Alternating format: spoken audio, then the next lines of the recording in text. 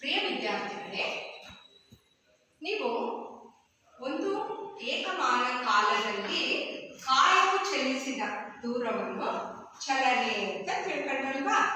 So ಚಲನೆಯ ವಿಧಗಳ ಬಗ್ಗೆನೂ ತಿಳ್ಕೊಂಡ್ರಿ. ಸೊ ಚಲನೆ ಅಂದ್ರೆ ಈ ಚಲನೆಯಲ್ಲಿ ನಾವು ಗೋಚರ ಚಲನೆ ಮತ್ತು ಅಗೋಚರ ಚಲನೆಗಳ ಬಗ್ಗೆ ಸಹ ನಾವು ತಿಳ್ಕೊಂಡ್ವಲ್ವಾ? ಗೋಚರ ಅಂದ್ರೆ ನಮ್ಮ ಕಣ್ಣಿಗೆ ಕಾಣಿಸುವಂತಹ ಚಲನೆಗಳಿಗೆ ನಾವು ಗೋಚರ ಚಲನೆ ಅಂತ ಕರೀತೀವಿ. ಈಗ ಉದಾಹರಣೆಗೆ ಒಂದು ಚಿಟ್ಟೆ ಆಗ್ತಾ ಇರುತ್ತೆ ಅಲ್ವಾ? ಒಂದು ಚಿಟ್ಟೆ ಅಥವಾ ಒಂದು ಪಕ್ಷಿ ಆಕಾಶದಲ್ಲಿ ಆಗ್ತಾ ಇರುತ್ತೆ, ಅದನ್ನ ನಾವು ನೋಡ್ಬೋದಲ್ವಾ? ಅದು ನಮ್ಮ ಕಣ್ಣಿಗೆ ಕಾಣಿಸುತ್ತಲ್ವಾ? ನೀರು ಹರಿತಾ ಇರುತ್ತೆ, ಹರಿಯುವ ನೀರು ಅದು ಸಹ ಚಲಿಸ್ತಾ ಇರುತ್ತಲ್ವಾ? ಸೊ ಅದು ಸಹ ನಮ್ಮ ಕಣ್ಣಿಗೆ ಕಾಣಿಸುತ್ತೆ. ಸೊ ಅಂತಹ ಚಲನೆಯನ್ನ ನಾವು ಗೋಚರ ಚಲನೆ ಅಂತ ಕರಿತೀವಿ. ಅದೇ ರೀತಿ ಅಗೋಚರ ಚಲನೆ ಅಂದ್ರೆ ನಮ್ಮ ಕಣ್ಣಿಗೆ ಕಾಣಿಸದೇ ಇರುವಂತಹ ಚಲನೆಗೆ ನಾವು ಅಗೋಚರ ಚಲನೆ ಅಂತ ಕರಿತೀವಿ. ಈಗ ಉದಾಹರಣೆಗೆ ನಮ್ಮ ದೇಹದಲ್ಲಿ ರಕ್ತ ಪರಿಚಲನೆ ಆಗ್ತಾ ಇರುತ್ತೆ, ನಮಗೆ ಕಾಣಿಸುತ್ತಾ? ಇಲ್ಲ ಅಲ್ವಾ? ಹಾಗೆ ಹಗಲು ರಾತ್ರಿ ಉಂಟಾಗ್ತಾ ಇರುತ್ತೆ ಅಲ್ವಾ? ಈಗ ಬೆಳಕು ಬರುತ್ತೆ, ಬೆಳಕಾದ್ಮೇಲೆ ಕತ್ತಲೆ ಬರುತ್ತೆ. ಅಂದ್ರೆ ಇದು ಹೇಗೆ ಸಾಧ್ಯಪ್ಪ ಅಂದ್ರೆ ಭೂಮಿಯು ತನ್ನ ಅಕ್ಷದಲ್ಲಿ ತಾನು ತಿರುಗ್ತಾ ಇರುತ್ತೆ. ಅರ್ಥ ಆಗ್ತಾ ಇದೆಯಾ? ಇದನ್ನ ನಾವು ಭ್ರಮಣ ಅವಧಿ ಅಂತ ಕರಿತೀವಿ. ಸೊ ಹಾಗೆ ಒಂದು ವರ್ಷ ಆಗುತ್ತಲ್ವಾ? 365 ದಿನಗಳು ಭೂಮಿಯು ಸೂರ್ಯನ ಸುತ್ತ ತಿರುಗಲು ತೆಗೆದುಕೊಳ್ಳುವ ಕಾಲಾವಧಿಯನ್ನ ನಾವು ಪರಿಭ್ರಮಣ ಅವಧಿ ಅಂತ ಕರಿತೀವಿ. ಸೊ ಇದು ನಮ್ಮ ಕಣ್ಣಿಗೆ ಕಾಣಿಸುತ್ತಾ? ನಮ್ಗೆ ನೋಡಕ್ ಸಾಧ್ಯನಾ? ಹಗಲು ರಾತ್ರಿ ಉಂಟಾಗುತ್ತೆ, ಗೊತ್ತಾಗುತ್ತೆ. ಆದ್ರೆ ಭೂಮಿ ಭ್ರಮಿಸೋದು ಅದನ್ನ ನೋಡೋದು ಬಹಳ ಕಷ್ಟ ಅಲ್ವಾ? ನೋಡ್ಬೋದು, ಆದ್ರೆ ನಾವು ಬಾಹ್ಯಾಕಾಶಕ್ಕೆ ಹೋಗಿ ಅವಾಗ ಭೂಮಿಯ ಚಲನೆಯನ್ನ ನೋಡ್ಬೋದು. ಆದ್ರೆ ಇಲ್ಲಿ ಭೂಮಿ ಮೇಲೆ ಇಟ್ಕೊಂಡು ನಮಗೆ ಕಾಣಿಸುತ್ತಾ? ಇಲ್ಲ ಅಲ್ವಾ? ಸೊ ಹಾಗೆ ಭೂಮಿ ಭ್ರಮಣ ಅವಧಿ ಮತ್ತು ಪರಿಭ್ರಮಣ ಅವಧಿಗಳು ಇವು ನಮ್ಮ ಕಣ್ಣಿಗೆ ಕಾಣಿಸಲ್ಲ. ಸೊ ಇಂತಹ ಚಲನೆಯನ್ನ ನಾವು ಅಗೋಚರ ಚಲನೆ ಅಂತ ಕರಿತೀವಿ. ಅರ್ಥ ಆಗ್ತಾ ಇದೆ ಮಕ್ಕಳೇ? ಸೊ ಹಾಗೆ ನಾವು ಈಗ ಮುಂದೆ ಬಲ ಮತ್ತು ಒತ್ತಡ ಇದ್ರ ಬಗ್ಗೆ ನಾವು ತಿಳ್ಕೊಳ್ಳೋಣ. ಸೊ ಈಗ ಬಲ ಅಂದ್ರೆ ಏನಪ್ಪ ಅಂದ್ರೆ, ಈಗ ಉದಾಹರಣೆಗೆ ನಾವು ಕೆಲವೊಂದು ಉದಾಹರಣೆಯ ಮೂಲಕ ನಾವು ಇದ್ರ ಬಗ್ಗೆ ತಿಳ್ಕೊಳ್ಳೋಣ. ಮೇಜಿನ ಮೇಲಿನ ಪುಸ್ತಕ ಚಲಿಸುವಂತೆ ಮಾಡುವುದು. ಸೊ ಇಲ್ಲಿ ಒಂದು ಪುಸ್ತಕ ಇದೆ, ಮೇಜಿನ ಮೇಲೆ ಪುಸ್ತಕ ಇದೆ ಅಲ್ವಾ? ಸೊ ಈ ಪುಸ್ತಕವನ್ನ ನಾವು ಚಲಿಸುವಂತೆ ಮಾಡಬೇಕು ಅಂದ್ರೆ ಏನ್ ಮಾಡಬೇಕು? ತಳ್ಳಬೇಕಲ್ವಾ? ಅಥವಾ ಎಳಿಬೇಕಲ್ವಾ? ಅಥವಾ ಅದನ್ನ ಎತ್ತಬೇಕು ಅಲ್ವಾ? ಅಂದ್ರೆ ಇಲ್ಲಿ ಏನಾಗಿದೆ, ಈ ವಸ್ತುವಿನ ಸ್ಥಾನ ಪಲ್ಲಟ ಆಗ್ಬೇಕು. ಅರ್ಥ ಆಗ್ತಾ ಇದೆಯಾ? ಸೊ ನಾನು ಎಳೆದೆ ಅಂದ್ರೆ ತಳ್ಳದೆ ಅಲ್ವಾ? ಮತ್ತೆ ಇಲ್ಲಿಂದ ಎಳ್ಕೊಂಡೆ, ಮತ್ತೇನ್ ಮಾಡಿದೆ? ಎತ್ತದೆ ಇದನ್ನ ಅಲ್ವಾ? ಸೊ ಈ ರೀತಿ ಆಗುವಂತ ಕ್ರಿಯೆಯನ್ನ ಮಾಡ್ತೇವೆ. ಸೊ ಅದೇ ರೀತಿ ಮೇಜಿನ ಮೇಲಿನ ಪುಸ್ತಕ ಚಲಿಸುವಂತೆ ಮಾಡುವುದು ಅಂದ್ರೆ ಮಾಡಬೇಕು ಅಂದ್ರೆ ನಾವೇನ್ ಮಾಡಬೇಕು? ತಳ್ಳಬೇಕು ಅದನ್ನ. ಎರಡನೇದು ಎಳಿಬೇಕು ಅಥವಾ ಎತ್ತುವುದು ಅಲ್ವಾ? ಸೊ ಕ್ರಿಯೆಯನ್ನು ವರ್ಗೀಕರಿಸಲಾದ ಗುಂಪು ಯಾವುದು ಅಂದ್ರೆ ತಳ್ಳದ್ನ ಹೌದು. ಆ ಪುಸ್ತಕವನ್ನ ಎಳೆದ್ನ ಹೌದು ಅಲ್ವಾ? ಎರಡು ಕ್ರಿಯೆ ನಡೀತು, ಮತ್ತೆ ನಾನು ಎತ್ತಿದೆ ಅಲ್ವಾ? ನೆಕ್ಸ್ಟ್ ಬಾಗಿಲನ್ನು ತೆಗೆಯುವುದು ಅಥವಾ ಮುಚ್ಚುವುದು. ಅರ್ಥ ಆಗ್ತಾ ಇದೆಯಾ? ಸೊ ಬಾಗಿಲನ್ನ ನಾನು ತೆಗೆಯುವಾಗ ಏನ್ ಮಾಡ್ತೀನಿ? ಈಗ ಮುಚ್ಚಬೇಕು ಅಂದ್ರೆ ಅದನ್ನ ಏನ್ ಮಾಡ್ಬೇಕು? ಈ ರೀತಿ ತಳ್ಳಬೇಕು ಅಲ್ವಾ?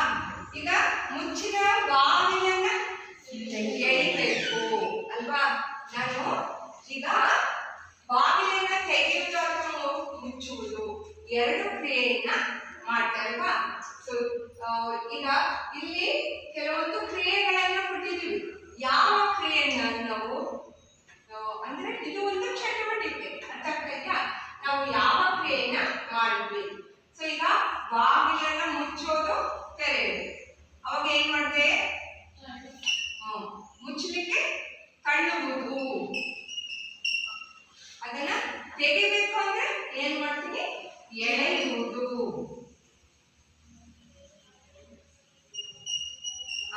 ಈಗ ಎತ್ತಕ್ಕಾಗುತ್ತಾ? ಇಲ್ಲ ಅಲ್ವಾ? ಸೊ ಈ ಕ್ರಿಯೆ ಸಾಧ್ಯ ಇಲ್ಲ. ಈಗ ಎತ್ತಕ್ಕಾಗಲ್ಲ, ಬಾಗಿಲು ಅಟ್ಯಾಚ್ ಆಗಿರುತ್ತಲ್ವಾ, ಫಿಕ್ಸ್ ಆಗಿರುತ್ತಲ್ವಾ, ಎತ್ತಕ್ಕಾಗಲ್ಲ. ಸೊ ಅದೇ ರೀತಿ ಕಳ್ಳು ಮತ್ತು ಎಳೆ ಎರಡು ಕ್ರಿಯೆ ನಡೆದಿದ್ಯಾ? ಕಳ್ಳಿದ್ವಲ್ವಾ, ಬಾಗಿಲು ಹಾಕಬೇಕಂದ್ರೆ ಕಳಿದ್ವಿ. ಈಗ ಅದನ್ನ ತೆಗಿಬೇಕು ಅಂದ್ರೆ ಹೇಳಿದ್ವಿ. ಕಳ್ಳನ್ನು ಹೌದು, ಎಳೆಯುವುದು ಹೌದು ಅಲ್ವಾ? ಆ ಕ್ರಿಯೆ ನಡೆದ್ವಲ್ವಾ? ಸೊ ಹಾಗೆ ಒಂದು ಬಕೆಟ್ ನೀರನ್ನು ಬಾವಿಯಿಂದ ತೆಗೆಯುವುದು. ಈಗ ಬಾವಿ ಎಲ್ಲ ನೋಡಿದಿರಾ?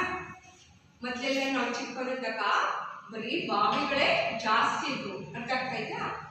ಸೊ ಆದ್ರೆ ಈಗ ಎಲ್ಲ ಬಹಳ ಕಡಿಮೆ ಇದೆ ಅಲ್ವಾ? ಬೋರ್ವೆಲ್ ನೀರು ನಿಮ್ಗೆಲ್ಲ ಮನೆಗಳಲ್ಲೇ ನೀರು ಸರಬರಾಜು ಆಗುತ್ತಲ್ವಾ?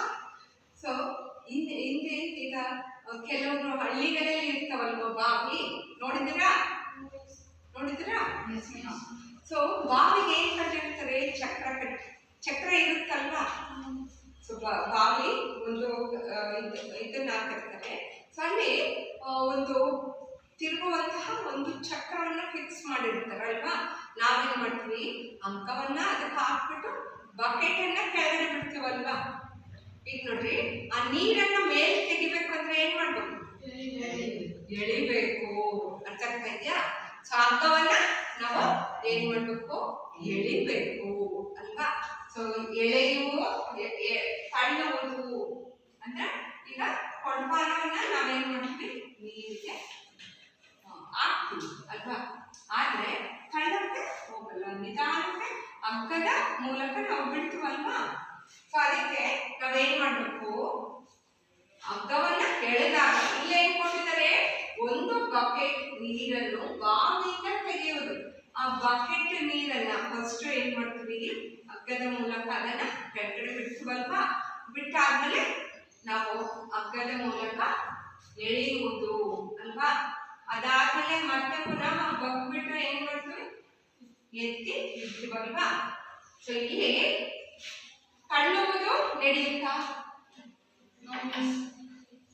ತಳ್ಳುವುದು ಅಂದ್ರೆ ನೀರನ್ನ ನಾವು ಹಗ್ಗದ ಮೂಲಕ ಬಿಡ್ತಾ ಇರ್ತೇವೆ, ಕೆಳಗಡೆ ಬಿಡ್ತಾ ಇದ್ದೇವೆ, ಆಯ್ತಾ? ತಳ್ಳೋದಂದ್ರೆ ಈ ರೀತಿ ತಳ್ಳೋದು ಮಾಡಲ್ಲ. ಸೊ ಈಗ ತಳ್ಳೋದಿಲ್ಲ, ಎಳೆಯೋದು ಹೌದು.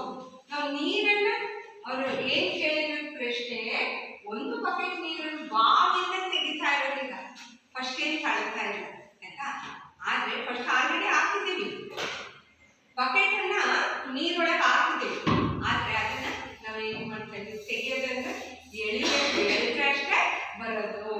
ಸೊ ಈ ಕ್ರಿಯೆಯನ್ನ ನಾವು ಎಳೆಯುವುದು ಸರಿ ಇದೆ, ಅರ್ಥ ಆಗ್ತಾ ಇದೆಯಾ? ಎಳೆಯುವುದು ಸರಿ ಇದೆ. ಮತ್ತೆ ಅದನ್ನ ಬಕೆಟ್ ಅನ್ನ ಮೇಲಕ್ಕೆ ಸ್ವಲ್ಪ ಬಗ್ಗಿ, ಹಗ್ಗ ಮೇಲೆ ಬಂದ್ಮೇಲೆ ಏನ್ ಮಾಡ್ತೀವಿ? ಇದನ್ನ ಎತ್ತಿ ಬಿಟ್ಟು ಮೇಲೆ ಇಟ್ಕೊಳ್ತೀವಲ್ವಾ? ಸೊ ನೆಕ್ಸ್ಟ್ ಫುಟ್ಬಾಲ್ ಆಟಗಾರನು ಪೆನಾಲ್ಟಿ ಹೊಡೆತವನ್ನು ಹೊಡೆಯುವುದು. ಈಗ ನೋಡ್ರಿ, ಈಗ ಪೆನಾಲ್ಟಿ ಹೊಡೆತ ಅಂದ್ರೆ ಅಲ್ಲಿ ಗೋಲ್ ಕೀಪರ್ ಇರ್ತಾರೆ, ಇಲ್ಲಿ ಬಾಲ್ ಇರುತ್ತೆ, ಬಾಲ್ ಅನ್ನ ಜೋರಾಗಿ ಹೊಡಿತಾರೆ, ಅರ್ಥ ಆಗ್ತಾ ಇದೆಯಾ? ಅವಾಗ ಇಲ್ಲಿ ಇರುವಂತಹ ಕ್ರಿಯೆಗಳು ಯಾವ್ಯಾವು ಅಂತಂದ್ರೆ ಒದೆಯುವುದು. ಒಡೆಯುವುದು, ಚೆಂಡನ್ನ ಏನ್ ಮಾಡ್ತಾನೆ? ಹೊಡಿತಾನೆ, ಅರ್ಥ ಆಗ್ತಾ ಇದೆಯಾ? ಸೊ ತಳ್ಳಲ್ಲ ಅವನು ಚೆಂಡನ್ನು. ಫುಟ್ಬಾಲ್ ಕಾಲಲ್ಲಿ ಒದೆಯೋದು, ಅರ್ಥ ಆಗ್ತಾ ಇದೆಯಾ? ಸೊ ಯಾವ ಕ್ರಿಯೆ ಮಾಡ್ತಾನೆ? ಒದೆಯುವುದು.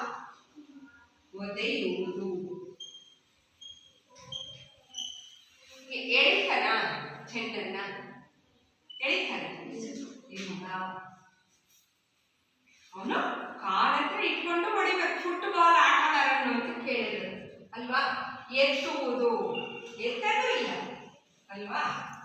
ಸೊ ನೆಕ್ಸ್ಟ್ ತಳ್ಳುವುದು, ಎಳೆಯುವುದು. ತಳ್ಳೋದು ಎಳೆಯೋದು ಇಲ್ಲ, ಆಯ್ತಾ? ಅವನ ಕ್ರಿಯೆ ಏನ್ ಮಾಡ್ತಾನೆ? ಒದೆಯುವುದು, ಆಯ್ತಾ? ಎಳೆಯುವುದು ಇಲ್ಲ. ನೆಕ್ಸ್ಟ್ ಬ್ಯಾಟ್ಮನ್ ಕ್ರಿಕೆಟ್ ಚೆಂಡನ್ನು ಹೊಡೆಯುವುದು. ಆ ಕ್ರಿಕೆಟ್ ಚೆಂಡನ್ನ ಒಬ್ಬ ಆಟಗಾರ ಏನ್ ಮಾಡ್ತಾನೆ? ಬ್ಯಾಟ್ ಅನ್ನ ಇಟ್ಕೊಳ್ತಾನೆ, ಚೆಂಡನ್ನು ಏನ್ ಮಾಡ್ತಾನೆ, ಹೊಡಿತಾನೆ ಅಲ್ವಾ. ಸೊ ಅದಕ್ಕೆ ಆ ಚೆಂಡನ್ನ ಹೊಡೆಯೋದು.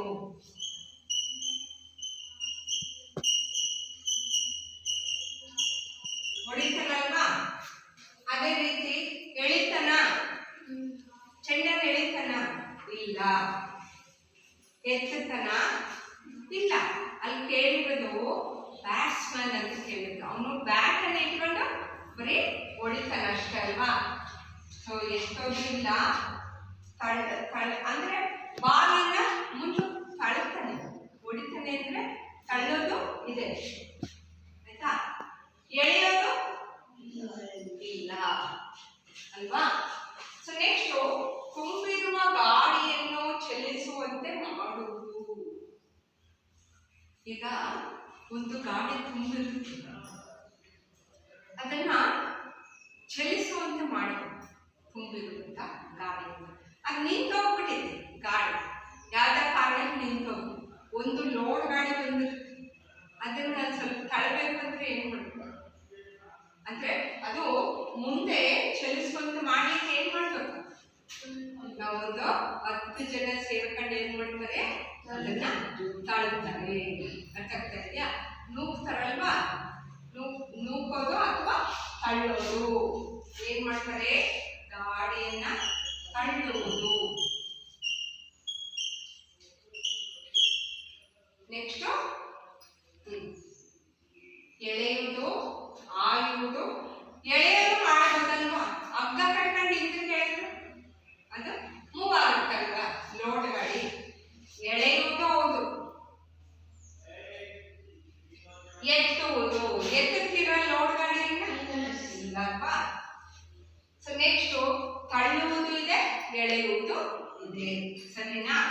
ತಳ್ಳೋದು ಇದೆ, ಎಳೆಯುವುದು ಇದೆ. ಮೇಜಿನ ಡ್ರಾ ಅನ್ನು ಎಳೆಯುವುದು. ನಾನೇನ್ ಮಾಡ್ತೀನಿ, ಮೇಜಿನ ಡ್ರಾ ಎಳೆಯುವುದು. ಅರ್ಥ ಆಗ್ತಾ ಇದೆಯಾ? ಸೊ ಎಳೆದಾಗ ಏನಾಗುತ್ತೆ, ಡ್ರಾ ಮುಂದಕ್ಕೆ ಹೋಗುತ್ತೆ. ಅರ್ಥ ಆಗ್ತಾ ಇದೆಯಾ? ಸೊ ತಳ್ಳುವುದು ಇಲ್ಲ, ನಾನು ಎಳಿತಾ ಇದ್ದೀನಿ. ತಳ್ಳುವುದಿಲ್ಲ, ಎಳೆಯೋದಿದ್ಯಾ, ಮೇಘನ ನಾನು ಮುಂದಕ್ಕೆ ಎಳ್ಕೊಳ್ತಾ, ಎಳೆಯುವುದಿದೆ.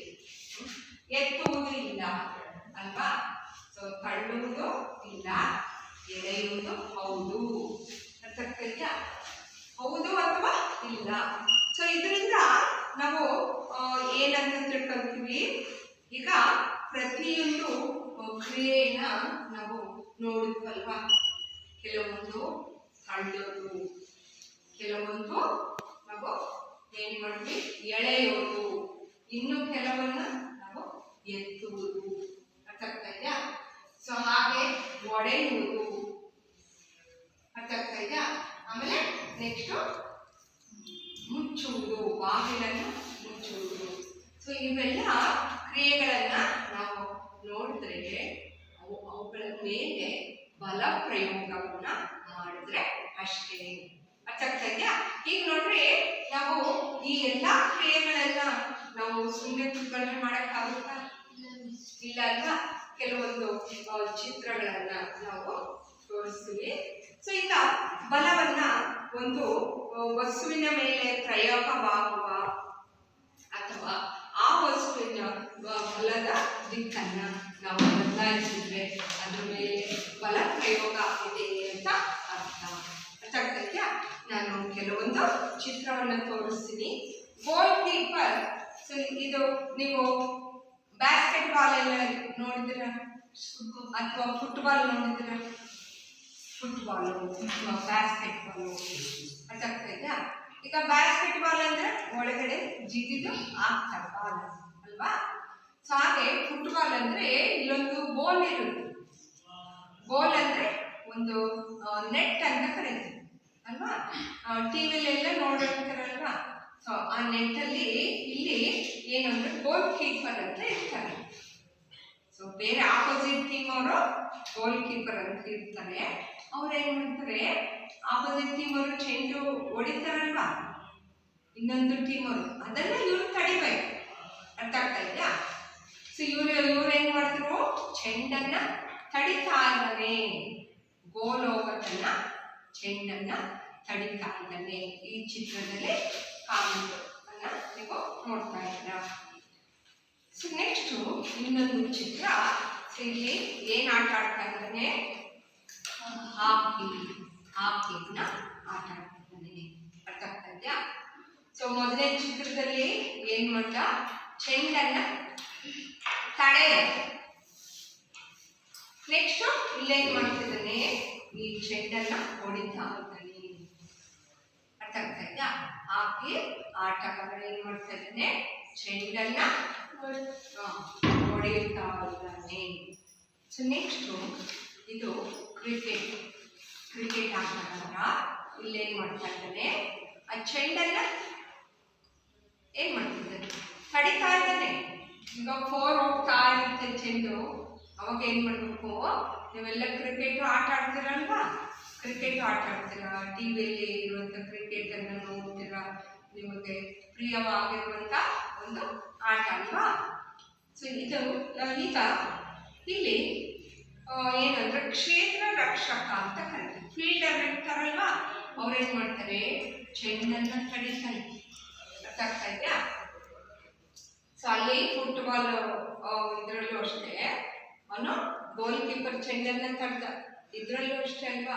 ಚೆಂಡನ್ನ ತಡೆಯುತ್ತಿರುವುದು, ಸೊ ಇಲ್ಲಿ ಹೊಡೆಯುತ್ತಿರುವುದು.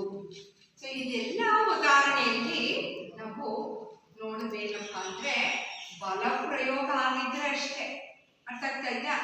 ಸೊ ಒಂದು ಚೆಂಡನ್ನ ಅವರು ತಳ್ಳಬೇಕು ಅಂದ್ರು. ಈಗ ಉದಾಹರಣೆಗೆ ಈಗ ನಾವು ಚಲಿಸುತ್ತಿರುವಂತಹ ವಸ್ತುವಿನ ಅಂದ್ರೆ ಸ್ಥಿತಿಯನ್ನ ಬದಲಾಯಿಸಬಹುದು ಅಥವಾ ಅದರ ಆಕಾರವನ್ನ ಬದಲಾಯಿಸಬಹುದು. ಅರ್ಥ ಆಗ್ತಾ ಇದೆಯಾ? ಈಗ ನೋಡ್ರಿ 3 ಉದಾಹರಣೆ ತೋರಿಸ್ತೆ ಅಲ್ವಾ? ಚೆಂಡನ್ನ 2 ಉದಾಹರಣೆಯಲ್ಲಿ ಚೆಂಡನ್ನ ಹೊಡೆಯೋದು, ತಡೆಯೋದು, ಮತ್ತು ಒಂದು ಇದರಲ್ಲಿ ಆಟಗಾರ ಚೆಂಡನ್ನ ಹೊಡಿತಾ ಇರೋದು. ಸೊ ಕ್ರಿಕೆಟ್ ಅಲ್ಲಿ ಚೆಂಡನ್ನ ತಡಿತಾ ಇದ್ದಾರೆ, ಬಾಲನ್ನ ತಡಿತಾ ಇದ್ದಾರಲ್ವಾ? ಸೊ ಹೀಗೆ ತಡೆಯುವುದು, ನೆಕ್ಸ್ಟ್ ಹೊಡೆಯುವುದು ಅಲ್ವಾ? ಇವಕ್ಕೆಲ್ಲ ಏನ್ ಬೇಕು? ಬಲ ಪ್ರಯೋಗ ಆಗ್ಬೇಕು. ಅರ್ಥ ಆಗ್ತಾ ಇದೆಯಾ? ಈಗ ನೋಡ್ರಿ, ನಿಮ್ಗೊಂದು ಹಗ್ಗವನ್ನ ಕೊಡ್ತೀನಿ. ಸೊ ಈ ಪೇಪರ್ನ ಕರೀತೀನಿ, ಆಯ್ತಾ? ನೀವೇನ್ ಮಾಡ್ಬೇಕು? ಹಗ್ಗವನ್ನ ಎಳಿಬೇಕು. ಅರ್ಥ ಆಗ್ತಾ ಇದೆಯಾ? ಸೊ 2 ಬಲಗಳು ಸಮವಾಗಿದ್ರೆ, 2 ಕಡೆನು ಬಲಗಳು ಸಮವಾಗಿದ್ರೆ ಏನಾಗುತ್ತೆ? ಆ ಹಗ್ಗ ಚಲಿಸಲ್ಲ. ಅರ್ಥ ಆಗ್ತಾ ಇದೆಯಾ?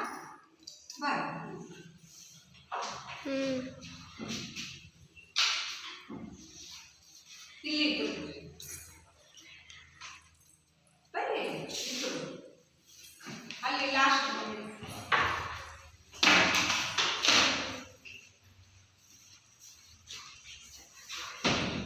ಇಲ್ಲಿ ಮೇಲೆ ಇಬ್ರು ಹೇಳಿದ್ರಿ. ಹೇಳಿದಾಗ ಏನಾಯ್ತು? 2 ಕಡೆ ಸಮಬಲ ಪ್ರಯೋಗ ಆಗಿದೆ. ಈಗ 3ನೇವನ್ನ ಕರೀತೀವಿ. ಈಗ ಇಲ್ಲಿ ಇಬ್ಬರಿದ್ದಾರೆ, ಇಲ್ಲಿ ಇಬ್ಬರಿದ್ದಾರಲ್ವಾ? ಸಂತುಲಿತ ಬಲ ಅಂತ ಕರೀತೀವಿ. ಸೊ ಈಗ ಇಲ್ಲಿ ಬಲ ಪ್ರಯೋಗ ಆಗಿರೋದನ್ನ ನಾವು ಕಾಣ್ತಾ ಇದ್ದೇವೆ. 2 ಕಡೆ ಸಮಬಲ ಇದೆ. 2 ಕಡೆ ಸಮಬಲ ಪ್ರಯೋಗ ಆದಾಗ ಹಗ್ಗ ಯಾವ ಕಡೆನೂ ಚಲಿಸಲ್ಲ, ನಿಶ್ಚಲ ಸ್ಥಿತಿಯಲ್ಲಿ ಇರುತ್ತೆ. ಸೊ ಇಂತಹ ಬಲವನ್ನ ನಾವು ಸಂತುಲಿತ ಬಲ ಅಂತ ಕರಿತೀವಿ. ಸೊ ನೆಕ್ಸ್ಟ್ ಈ ಕಡೆ ಬಂದ್ಬಿಟ್ಟು ಹಗ್ಗ ಹೇಳಿದ್ವಿ. ಈಗ ನೋಡ್ರಿ, ಹಗ್ಗ ಯಾವ ಕಡೆ ಬಂತು? ಹಗ್ಗ ಯಾವ ಕಡೆ ಬಂತು? ನೀವೆಲ್ಲ ಯಾವ ಕಡೆ ಚಲಿಸಿದ್ರಿ? ಎಲ್ಲಿ ಬಲ ಜಾಸ್ತಿ ಇದೆಯೋ ಆ ಕಡೆಗೆ ಚಲಿಸಿದ್ರಿ. ಸೊ ಅಲ್ಲಿ 2 ಕಡೆ ಏನಾಯ್ತು? ಸಮಬಲ ಇರ್ಲಿಲ್ಲ, ಅಸಮಬಲ ಪ್ರಯೋಗ ಆಯ್ತು. ಇಂತಹ ಬಲವನ್ನ ನಾವು ಏನಂತ ಕರಿತೀವಿ? ಅಸಂತುಲಿತ ಬಲಗಳು ಅಂತ ಕರಿತೀವಿ. ಕೂತ್ಕೊಳ್ಳಿ, ನಿಮ್ ಜಾಗಕ್ಕೆ ಹೋಗಿ ಕೂತ್ಕೊಳ್ಳಿ, ಆಯ್ತಾ? ಸೊ ಹಾಗೆ ಈಗ ನಾವು ಒಂದು ಪ್ರತಿಯೊಂದು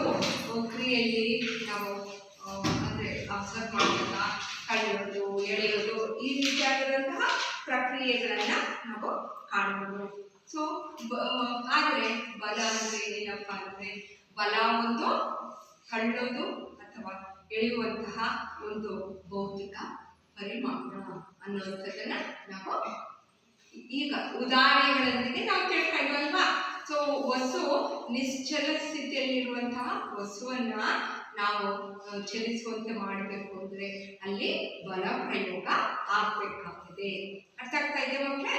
ಸೊ ಹಾಗೆ ನಾವು ಒಂದು ಪ್ರತಿ ಒಂದು ವಸ್ತುವಿನಲ್ಲಿ ನಾವು ಇದರಿಂದ ಏನು ಅಂದ್ರೆ ಬಲ ಪ್ರಯೋಗ ಆಗಿದೆ ಅನ್ನೋದಕ್ಕೆ ನಾವು ಕೆಲವೊಂದು ನಿದರ್ಶನಗಳ ಮೂಲಕ ನಾವು ತಿಳ್ಕೊಂಡ್ವಲ್ವಾ.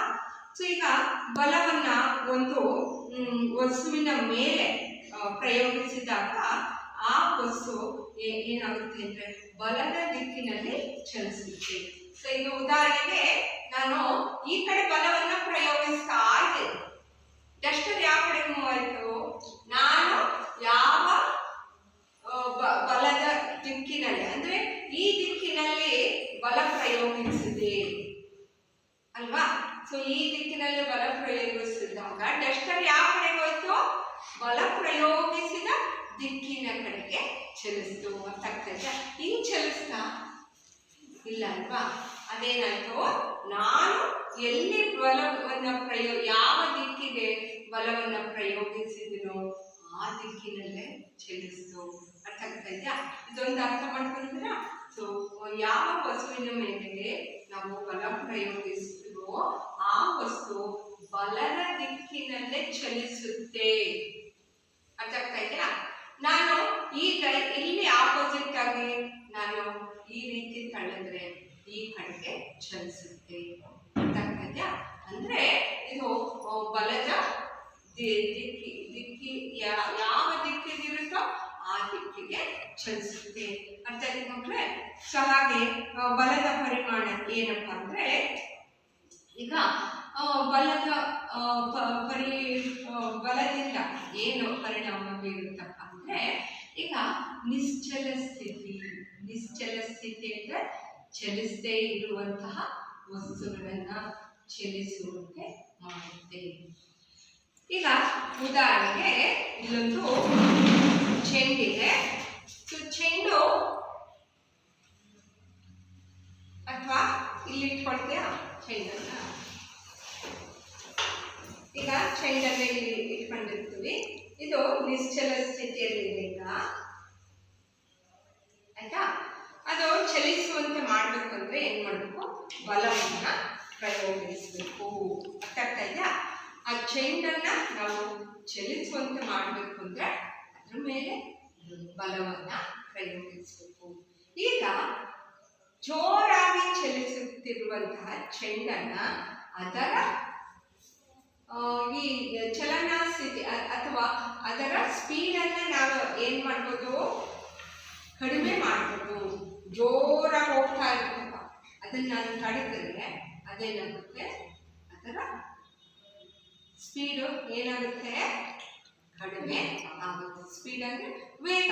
ಅದರ ವೇಗ ಚಲಿಸುತ್ತಿರುವಂತ ವೇಗವನ್ನ ನಾನು ಕಡಿಮೆ ಮಾಡ್ಬೋದು. ಅರ್ಥ ಆಗ್ತಾ ಇದೆಯಾ? ಸೊ ಈ ಬಲವನ್ನ ನಾವು ಅರ್ಥ ಮಾಡಿಸ್ಲಿಕ್ಕೆ ಕೆಲವೊಂದು ನಿದರ್ಶನಗಳನ್ನ ನಾವು ಮಾಡ್ಬೇಕಲ್ವಾ. ಸೊ ಮೊದಲನೇದಾಗಿ ಬಲವು ಅಂದ್ರೆ ಆ ವಸ್ತುಗಳ ಅಂದ್ರೆ ಬಲ ಪ್ರಯೋಗಿಸಿದಾಗ ಆ ವಸ್ತುಗಳು ಬಲದ ದಿಕ್ಕಿನಲ್ಲೇ ಚಲಿಸ್ತವೆ. ಒಂದಿದ್ದು ಅರ್ಥ ಆಗ್ತಾ ಇದೆಯಾ? ಹಾಗೆ ಬಲವು ವಸ್ತುವಿನ ಚಲನ ಸ್ಥಿತಿಯನ್ನ ಬದಲಾಯಿಸ್ತವೆ ಬಲದಿಂದ. ಅಂದ್ರೆ ಬಲ ಪ್ರಯೋಗವಾದಾಗ ನಾವು ನಿಶ್ಚಲ ಸ್ಥಿತಿಯಲ್ಲಿ ಇರುವಂತಹ ವಸ್ತುಗಳನ್ನ ಚಲನ ಸ್ಥಿತಿಗೆ ತರಬಹುದು. ಮತ್ತೆ ಚಲಿಸುವಂತಹ ವಸ್ತುವಿನ ಸ್ಪೀಡನ್ನ ಏನ್ ಮಾಡ್ತೀವಿ? ಅದರ ಸ್ಪೀಡನ್ನ ಸಹ ನಾವು ಕಡಿಮೆ ಮಾಡ್ತೀವಿ. ಅರ್ಥ ಆಗ್ತಾ ಇದೆಯಾ? ಸೊ ಹಾಗೆ ನಾವು ಈ ಬಲದ ಪರಿಮಾಣ ಅಂದ್ರೆ ವೇಗವನ್ನ ನಾವು ಕಡಿಮೆ ಮಾಡಬಹುದು. ಹಾಗೆ ಈಗ ನೋಡ್ರಿ, ಇದು ಒಂದು ಪ್ಲಾಸ್ಟಿಕ್ ಚೆಂಡಲ್ವಾ. ನಾನು ಇದರ ಮೇಲೆ ಬಲವನ್ನ ಪ್ರಯೋಗಿಸ್ತಾ ಇದ್ದೀನಿ. ಇದ್ರ ಆಕಾರ ಏನಾಯ್ತು? ಬದಲಾಯ್ತಲ್ವಾ? ದುಂಡನೆ ಆಕಾರ ಇತ್ತು ಮೊದಲು ನಾನು ಬಲ ಪ್ರಯೋಗಿಸಿದೆ ಅಂದರೆ ನಾನು ಏನು ಮಾಡಿದೆ, ಚೆಂಡನ್ನ ಜೋರಾಗಿ ಒತ್ತುತ್ತಾ ಹೋಗ್ತೀನಿ. ಅರ್ಥ ಆಗ್ತೈತ್ಯಾ? ಒತ್ತಿದಾಗ ಏನಾಯ್ತು, ಇದರ ಆಕಾರ ಏನಾಯ್ತು, ಬದಲಾಯಿತು. ಅಂದ್ರೆ ಬಲ ಪ್ರಯೋಗಿಸಿದ್ರೆ ಏನಾಗುತ್ತೆ, ವಸ್ತುವಿನ ಆಕಾರ ಸಹ ಬದಲಾಗುತ್ತೆ. ಅರ್ಥ ಆಗ್ತೈತ್ಯಾ? ಅಂದ್ರೆ ಈಗ ನೋಡ್ರಿ, ಆಗ್ಲೇ ನೀವು ಏನ್ ಮಾಡ್ತೀರಿ, ಬಲವನ್ನ ಎಲ್ಲಿ ಸಮವಾಗಿರುವಂತ ಬಲವನ್ನ ಪ್ರಯೋಗಿಸಿದ್ರೆ ಬಲದ ದಿಕ್ಕು ಒಂದೇ ಕಡೆಗೆ ಇರುತ್ತೆ. ಅದೇ ಅಸಮ ಬಲವನ್ನ ನಾವು ಪ್ರಯೋಗಿಸಿದಾಗ ಏನಾಗುತ್ತೆ, ಬಲದ ದಿಕ್ಕು ಎಲ್ಲಿ ಬಲ ಜಾಸ್ತಿ ಇರುತ್ತೋ ಆ ದಿಕ್ಕಿನ ಕಡೆಗೆ ಚಲಿಸುತ್ತೆ. ಅರ್ಥ ಆಗ್ತೈತ್ಯಾ? ಸೊ ಹಾಗೆ ನಾವು ಈ ಅಂದ್ರೆ ಚಲಿಸುವಂತಹ ವಸ್ತುವಿನ ವೇಗ ಸಹ ಬಲವನ್ನ ಅಂದ್ರೆ ಪ್ರಯೋಗಿಸಿದಾಗ ಅದರ ವೇಗವನ್ನು ಸಹ ನಾವು ತಡೆಗಟ್ಟಬಹುದು. ಅರ್ಥ ಆಗ್ತೈತ್ಯಾ?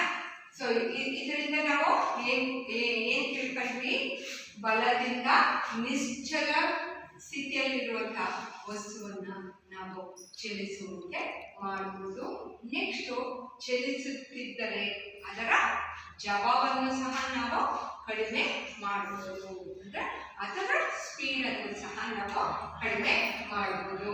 ಅದೇ ರೀತಿ ವಸ್ತುವಿನ ಚಲನ ದಿಕ್ಕನ್ನ ನಾವು ಬದಲಾಯಿಸಬಹುದು.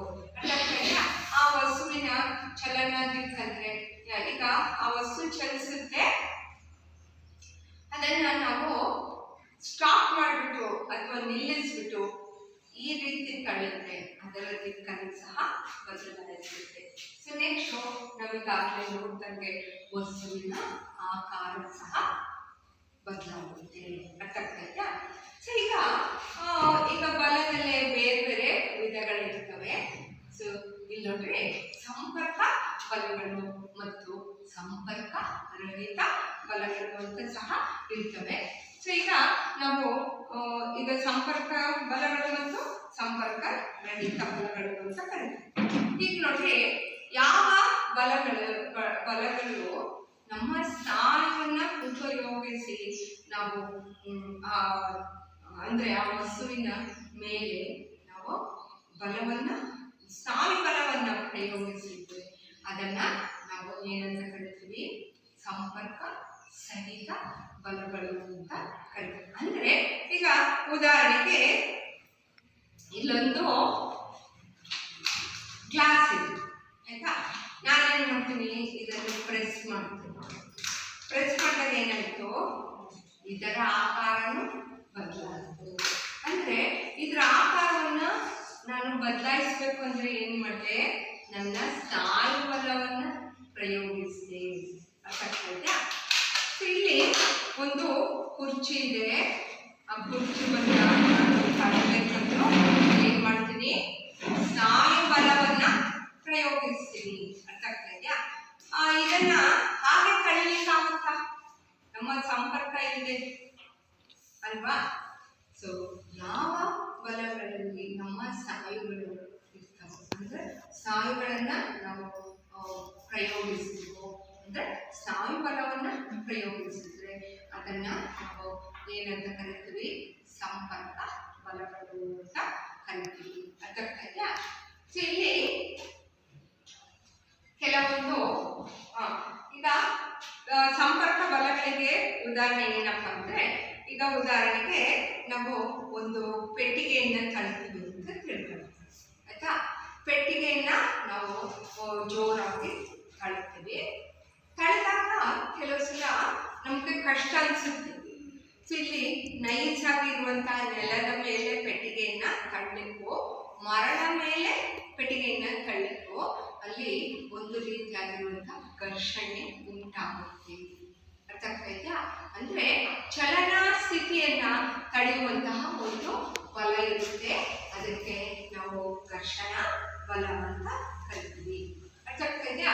ಈಗ ನೋಡ್ರಿ, ಪೆಟ್ಟಿಗೆಯನ್ನ ನಾವು ಅದರ ಒಂದು ಕಡೆಯಿಂದ ಇನ್ನೊಂದು ಕಡೆಗೆ ಬದಲಾಯಿಸ್ಬೇಕು ಅಂದ್ರೆ ಅದನ್ನ ಏನ್ ಮಾಡ್ಬೇಕು, ತಳ್ಳಬೇಕು ಪೆಟ್ಟಿಗೆಯಿಂದ. ಅರ್ಥ ಆಗ್ತೈತಾ?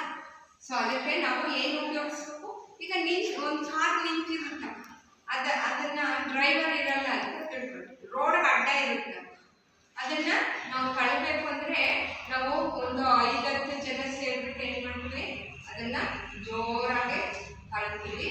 ಸೊ ಅದನ್ನ ತಳ್ಬೇಕು ಅಂದ್ರೆ ನಮ್ಮ ಸ್ನಾಯು ಬಲವನ್ನ ನಾವು ಉಪಯೋಗಿಸಬೇಕು. ಅರ್ಥ ಆಗ್ತಾ ಇದೆಯಾ? ಸೊ ಹಾಗೆ ನಾವು ಈಗ ಇಂತಹ ಬಲಗಳನ್ನ ನಾವು ಸಂಪರ್ಕ ಸಹಿತ ಬಲಗಳು ಅಂತ ಕರಿತೀವಿ. ಈಗ ಸಂಪರ್ಕ ರಹಿತ ಬಲಗಳು ಅಂದ್ರೆ ನಾನು ಕೆಲವೊಂದು ಸ್ವಲ್ಪ ಪೇಪರ್ ಚೂರನ್ನ ತೆಗೆದುಕೊಂಡು ಸಣ್ಣ ಸಣ್ಣ ಪೇಪರ್ ತುಂಡುಗಳನ್ನ ತೆಗೆದುಕೊಳ್ತೀನಿ.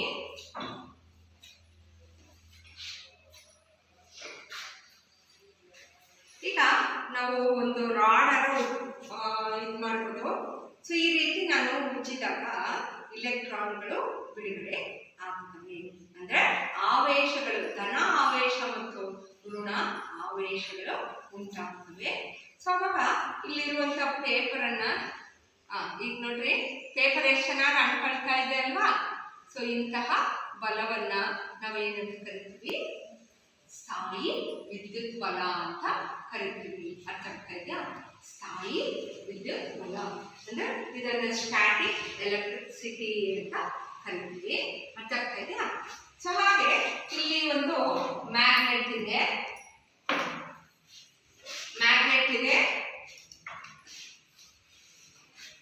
ಇಲ್ಲಿ ಕಬ್ಬಿಣ ಇದೆ.